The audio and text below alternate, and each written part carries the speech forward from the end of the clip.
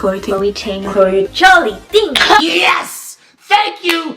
Thank you, Chloe Ting! Yes! Alright, so should personal trainers roast Chloe Ting? And to those who aren't familiar with Chloe Ting, she's one of the biggest YouTube influencers right now, specifically a fitness influencer right now. As of recording this video, I think she has well over 10 million subscribers, and that's a lot for a fitness influencer here on YouTube. So for the past few months, she's really gained a lot of popularity, and in the past few weeks, she's also gained a lot of hate and a lot of negativity because there are other coaches that are primarily bodybuilders that are roasting her for all of the clickbait titles, for all of the misleading information that she's been presenting to her 10 million subscribers online. And people are also saying she's roasting, specifically if you've seen videos from Greg Doucette and the viral Instagram post of @DinoCan, there really is a lot of things to roast about her. But that's the thing. Even though that there are some valid points when it comes to them roasting her, I personally, as a coach as well, I find it so hard for me personally to hate her. But okay, yes, I do understand. She says a lot of stupid stuff. And I guess I can just show what Coach Greg Doucette and other people have been showing. I won't be talking about that in this video today. But more of, it's hard for me to hate somebody who's doing a lot of good in regards to making people more active. She has 10 million subscribers, and for sure, I understand. Don't get me wrong. To all the fitness coaches out there, don't hate me when I say that I like Chloe Ting. I actually like the work that she does. Is everything that she says, is everything that she's presenting 100% scientifically true? Absolutely not. I'm not gonna say that she's 100% correct or accurate the entire time, but who in the world, who in the fitness industry is always 100% correct with what they say? Yes, there are people that are more correct more often or more accurate more often, but that doesn't mean that just because she's not as accurate or as knowledgeable as you, that doesn't mean that you should roast her and remove all her credibility and then say that, oh, she's the worst influencer, she's the worst fitness influencer in the world. I personally don't agree with that mindset, because all of us that are in the fitness industry, I'm 100% sure that when you started, you didn't know everything as well. You grew as a coach, you grew throughout the years, throughout the number of sessions or classes that you held as a coach. You got better and better. At the start, you probably knew shit. You probably didn't know anything. And as the months, years, decades came by, you've gained experience, you've gained the knowledge. And yeah, she's part of that also. I'm not sure if she's certified. Some people in the comment section say that she is, some people say that she's not. For whatever it is, if she's certified or not, whatever it is down the line, I'm pretty sure that she is going to get more knowledgeable about the matter, more knowledgeable about fitness, about training, about nutrition as well. And I know we can make the argument, oh, but she has 10 million subscribers. She should have that social responsibility to try to present as much proper information as possible. And I hear that, because of course we don't want to risk a lot of people following this misleading information, these very clickbaity titles, which actually I think her clickbait titles are pretty reasonable. Of course, it sucks. It's not true.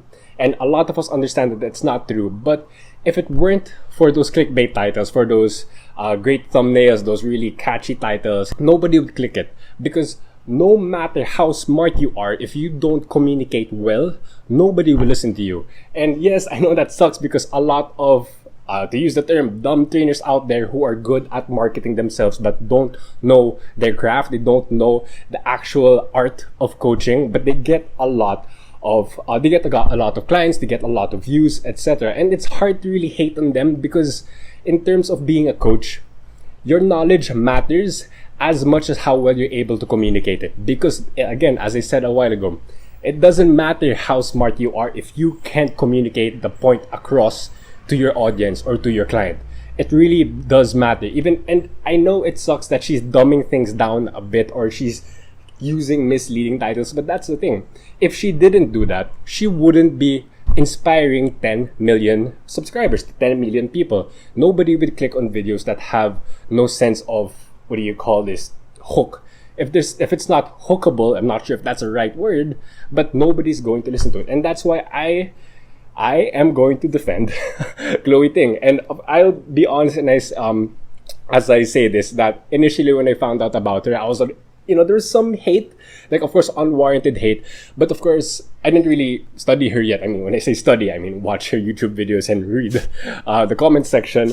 But that's the thing. Nonetheless, she's doing a lot more good than harm. And of course, again, we can make the argument that she has the social responsibility to guide her 10 million subscribers well. But it's hard to do that. It's hard to do only good. I'm not saying that doing harm is good. Obviously not. That's contradictory to what I'm saying. But I'm saying if she didn't take the steps that she did to get her 10 million subscribers, she wouldn't be able to help those 10 million subscribers. And even though if it's not all 100% of that subscriber roster that she has, let's say it's like 10% of the people that actually follow all of her workouts, that's still 1 million people. And I'm pretty sure 99.999% of the coaches here in the entire world have not influenced at least a million people in their lives, whether that be in their actual coaching, like personal training, or whether that be an online audience, to be able to reach that amount of people, that abundance of people is really, really amazing.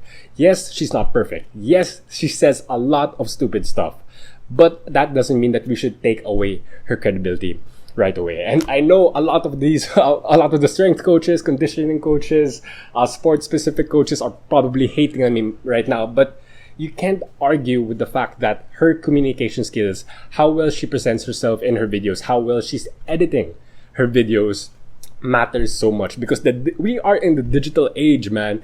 And if you're going to be one of those boomers that can't keep up, then that's basically it. You're not going to keep up, both business wise, craft wise, and influence wise. And then some of you might be wondering, okay, yeah, it's good that she's able to help millions of lives, but what about the few percentage of her audience that does really believe on the fake titles or the very, very misleading titles that she's giving off? Like, of course, we wouldn't want, like, us coaches, we don't want anyone to be misled with false information, with fake news, but it's just in our hope, and I know it sucks, but it's in our hope that after they learn those fake news, or like the false promises, there we go, once they realize that the promises were too specific or too grand or too unrealistic, it's in our hope that they actually realize themselves, okay, that this is not working. What's the actual real thing? Because of course, we can't put all the responsibility on Chloe Ting to be the best educator. People have to educate themselves as well. Yes, it's better to get a one-on-one coach, or like a coach to coach you one-on-one or online. Yeah, that's gonna be the best way to go about it.